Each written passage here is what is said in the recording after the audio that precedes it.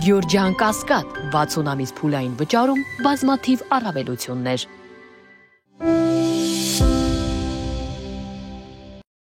Ադրբեջանի քարտեզագիրները պատրաստել են Զանգեզուրի միջանցքի քարտեզ ու ադրբեջանական լրատվամիջոցները պնդում են, թե այդ քարտեզի հիմքը բարձրորակ տիեզերական պատկերներն են։ Ադրբեջանական մոտիվներով ներկայացված քարտեզի վրա պատկերված են Ադրբեջանի, Հայաստանի եւ Իրանի բնակավայրերը, ճանապարհները, գետերն ու լեռները։ Ադրբեջանական արտադրության քարտեզում Հայաստանի տեղանունները թյուրքացված են, ճանապարհի վրա չկան նշաններ, որոնք կհուշեն անցակետերի մասին։ Թուրքական տարբեր լրատվամիջոցներ նաեւ հայտնում են, թե Հայաստանի դե ֆակտո իշխանությունը համաձայնել է Սյունիքում 1200 քառակուսի կիլոմետրանոց գոտին Մեղրիից մինչև Կապան փաստացի հանձնել Թուրքիայի եւ Ադրբեջանի կառավարմանը Զանգեզուրի միջանցքի շրջանակներում։ Թուրքական լրատվամիջոցներից մեկն էլ հայտնում է, թե հայ-թուրքական մարգարեանցակետի մոտ գտնվող մի փոքրիկ չեզոք գոտի էլ տրվելու է Թուրքիայի հատուկ վարչական վերահսկողությանը։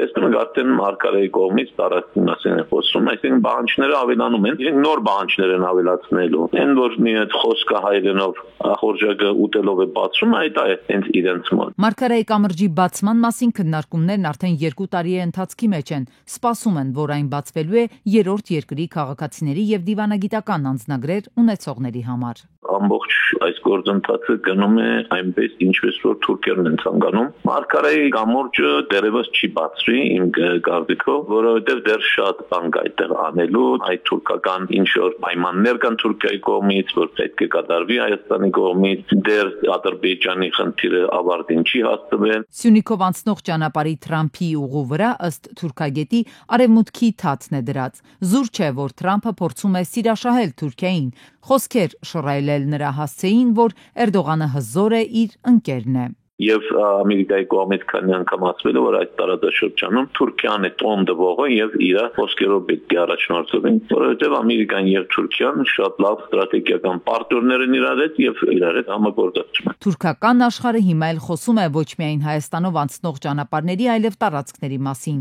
Նույնիսկ թվեր են ներկայացնում, թե ինչ խորությամբ են ներթափանցելու Հայաստան։ Տարբեր թվեր են գալիս մինչև 6 կիլոմետր խորությամբ։ Հիմի անգամ եթե 1 կիլոմետր խորությամբ լինի, Մեղրի քաղաքը կգնի դրա մեջ։ Այդ դեպքում ինչ է լինելու, այսինքն Մեղրի քաղաքը դատարկվի, Մեղրի քաղաքը պիտի գնան ուրիշտեղ ապրեն այդ մարդիկ։ Այդ կորիդորի մեջ է լինելու, այդ տարածքի մեջ է լինելու, թե չէ։ Մասնագետների ձևակերպմամբ երկու հարևան եւ թշնամական երկրներում Հայաստանի տարածքի Սյունիքի հանդեպ կատարվում է ծավալուն աշխատանք, այդ թվում տեղեկատվական։ Այսպես կոչված Զանգեզուրի միջանցքը Սյունիքի հարավը նվաճելով Ադրբեջանին միանալու պանթուրքական գաղափարը հարևան թուրքական պետություններում ըստ մասնագետների դառնում է հստակ ձևակերպված հանրային պահանջ։ Թուրքական աշխարհում մեդիա դաշտը նոր տեղեկություններով է կերակրում իր հանրությանը։ Հիմա խոսում են այն մասին, որ Օսմանյան կայսրության անկումից դարեր անց Թուրքիայի եւ Կասպից ծովի միջև կբացվի ուղիղ ճանապարհ եւ Թուրքիան հսկայական հասանելիություն կունենա տարածաշրջանի բնական պաշարներին եւ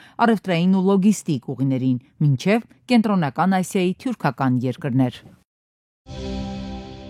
Քաղաքացիները հնարավորություն կունենան անշարժ գույքի առուվաճառքի եւ այլ պայմանագրեր կնքել եւ գրանցել ամբողջությամբ էլեկտրոնային եղանակով առանց նոտարական վավերացման։ Գործարքի ընթացքում գնորդը եւ վաճառողը կհաստատեն պայմանագրի ստորագրումը առցանց եղանակով, որից հետո այն ավտոմատ կերպով կուղարկվի կադաստրի տեղեկատվական շտեմարան եւ կգրանցվի առանց ռեգիստրի մասնակցության։ Ես եմ համակարգը այսօր գործում է այդ մեթոդաբանությամբ կամ ID card կամ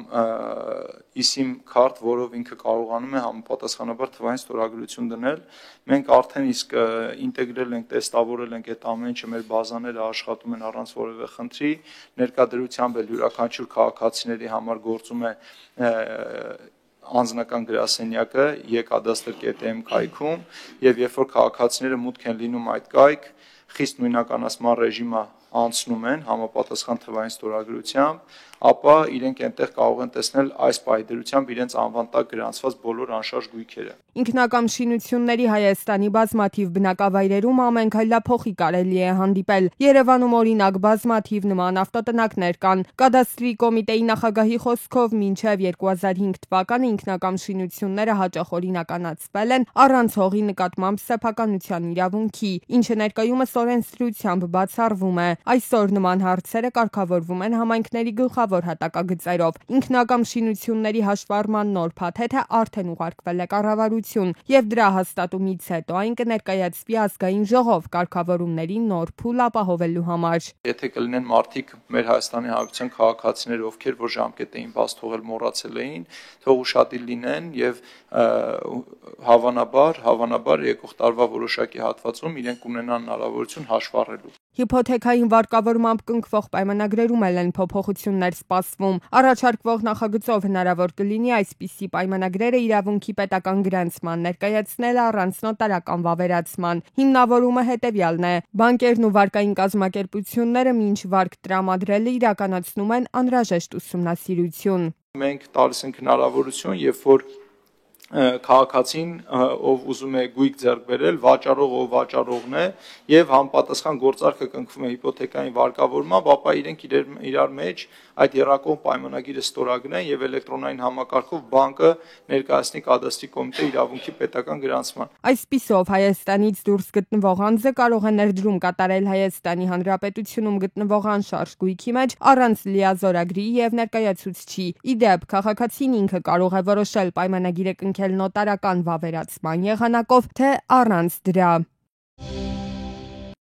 Ռուսաստան մուտքու ելկանող Հայաստանի քաղաքացիների համար ծանր օրեր են եկել։ Բեռնափոխադրում իրականացնող վարորդները այստեղ առաջինն են, այսպես ասենք, հարվածի տակ ընկնում։ Նրանք կանգնած են իրենց եկամտի աղբյուրը կորցնելու վտանգի առաջ։ Այս տարվա հունվարի 1-ից Ռուսաստանում փոփոխվել է միգրացիոն օրենսդրությունը, ինչի պատճառով որոշ վարորդների մուտքը արդեն մերժվել է։ Ինձ հենց նոր տեղեկացրեցին, որ ընդամենը 30 վարորդի նորից տալ են ոստիկանություն եւ իրենց տվել են այդ վտարման եւ մուտքի արգելքի փաստաթղթերը, բայց անշուշտ իհարկե հնարավորություն են տվել, որ բեռներով Ռուսաստանից գան Հայաստան, բայց այ վերադառնալ, հաջորդի նորից բեռներ բարձել եւ գնալ չեն կարող։ Իսկ ո՞րն է մուտքի մերժման պատճառը, ինչ կարգ են խախտել հայաստանցի վարորդները։ Պարզվում է օրացույցային 1 տարվա ընթացքում Ռուսաստանում հնարավոր է մնալ ոչ թե 180 օր, ինչպես նախկինում էր, այլ 90 օր։ Սահմանային անցակետերում երկար հերթերի եւ Ռուսաստանի ճանապարհներին կուտակումների պատճառով այդ 90 օրը 7 ուղևորությունից հետո սպառվում է եւ հետագա մուտքը Ռուսաստան դառնում է անհնար մեր վարորդների համար։ Հակասություն էր եղել, երբ որ իրենք սահմանը հատելիս դիմել էին սահմանապահին, թե արդյոք այս օրենքը մեզ վրա կազմի, սահմանապահները նրանց պատասխանել էին, որ այդ օրենքը ձեզ չի վերաբերում։ Այնինչ իրականում այդ օրենքը վերաբերվում էր անխտիր բոլորին, պարզապես սահմանապահները տեղյակ չէին։ Իսկ ոստիկանությունը բոլորին, այդ թվում նաեւ բեռնափոխադրողներին, ստուգում են եւ ժամկետի խախտման հիմքով նրանց դնում են մուտքի արգելք։ Վարորդներն օրերս բողոքի ձայն են բարձրացրել, նշելով, որ այս խնդիրը կառավարությունների մակարդակում լուծվող հարց է։ Միջինասիական պետություններն օրինակ բանակցությունների արդյունքում եկել են իրենց համար ցանկալի լուծումների, սակայն մասնագետները նշում են, որ մինչև այս միջինասիացիների նկատմամբ էլ մոտեցումներն ավելի խիստ քան հայերի։ Խնդիրը կարող է ունենալ տնտեսական էֆեկտ, վստահեցնում են վարորդները։ Եթե բեռնափոխադրող կազմակերպությունները մեկը մյուսի հետևից կանգնեն վարորդների բացակայության խնդրի առաջ, ապա թանկանալու է ներկրվող ապրանքի ինքնարժեքը։ Տնտեսական կոնկրետ պատասխանատուները պետք է բեռնափոխադրողների հետ կապի մեջ լինեն, ու դրանց խնդիրները գիտեք ոնց պիտի լուծվի։ Արհմիություն պիտի վերջ այդ մարտիկ ունենան, որտեղ կոնկրետ մեր երկրում այդ ցավը կայել է, որ չեն ուզում միավորվեն, ամեն մեկը փորձում է իր ընդհանրեն բանը վերմակիրկումը քաշիլ գնա ինչ-որ պայմանավորի։ Այստեղ իսկապես գործ ունի անելու պետությունը։ Միգրացիոն ծառայությունը պետք է կապի մեջ լինի թե բեռնափոխադրողների, թե ռուս գործընկերների հետ իրավիճակային լուծումներ գտնելու համար։ Բեռնափոխադրողների համապատասխան Հայաստանի միգրացիոն ծառայության հետ հարցը բարձրացնեն, ցուցակներով տան, որ այս մարդկանց քանի որ եղանակի պայմաններով պայմանավորված Ռուսաստանի տարածքում երկար մնալը ու մաքսային ու գրանցման միգրացիայի օրենսդրությունը խախտելը ակամայից է դառնում ոչ իրանց մեղքով, այսինքն անհաղթարելի ուժի գործածության բաներում, շրջանակներում։ Ռուսաստանի Դաշնության միգրացիոն օրենսդրությունը գնալով խստանում է անվտանգային ռիսկերով պայմանավորված։ Սա հաշվի առնելով ըստ մասնագետների պետական համապատասխան կառույցները պետք է առավել ակտիվ գործակցեն արտահանման եւ ներկրման ոլորտում աշխատող ձեռնարկատերերի հետ։ Բնապահպանության եւ ընդերքի տեսչական մարմինը վարչական վարույթ է հարուցել Սևան ազգային պարկում հայտնաբերված աղբի կուտակումների պատճառով։ Աղբի տեղափոխման աշխատանքները կազմակերպվել են ոչ կանոնավոր ձևով, ինչի արդյունքում աղտոտվել է 81 հեկտար հող։ Հաշվարկվել է հողային ռեսուրսներին պատճառված վնասը ավելի քան 33 միլիոն դրամ։ Առերևույթ հանցանքի մասին հաղորդում է ներկայացվել քննչական կոմիտե։ Հայաստանի իրավապահ մարմինները կանխել են թմրանյութերի խոշոր խմբականակի Մաքս Անենք ներկրումը Իրանից։ Հոկտեմբերի 11-ին ձերբակալվել է 3 անձ։ Նրանցից մեկի մեքենայից հայտնաբերվել է շուրջ 8 կիլոգրամ թմրանյութ, այդ թվում 5 կիլոգրամ մետամֆետամին եւ 3 կիլոգրամ մարիխուանայի նմանվող զանգված։ Գործողության շրջանակում ձերբակալվել է նաեւ 50-ամյա տղամարդ, ում մեքենայից հայտնաբերվել է ավելի քան 2 կիլոգրամ մետամֆետամին։ Հոկտեմբերի 12-ին խուզարկվել է օտարերկրացու վարձակալած քոթեջը Էջմիածնում, որտեղ հայտնաբերվել է 238 գրամ հերոին եւ 144 գրամ ափիոն եւ 761 գրամ մարիխուանայի նմանվող նյութ։ Նախաքննությունը շարունակվում է։ Գեղարքունիքի մարզի պարեկները իրավախախտում կատարելու համար կանգնեցրել են Opel Magnish-ի մեքենան։ 68-ամյա ուղևորն առաջարկել է պարեկներին 10,000 դրամ կաշառք իրավախախտումը չարձանագրելու համար։ Նա ձերբակալվել է, տեղափոխվել համայնքային ոստիկանության Սևանի բաժին եւ ներկայացվել հակակոռուպցիոն կոմիտե։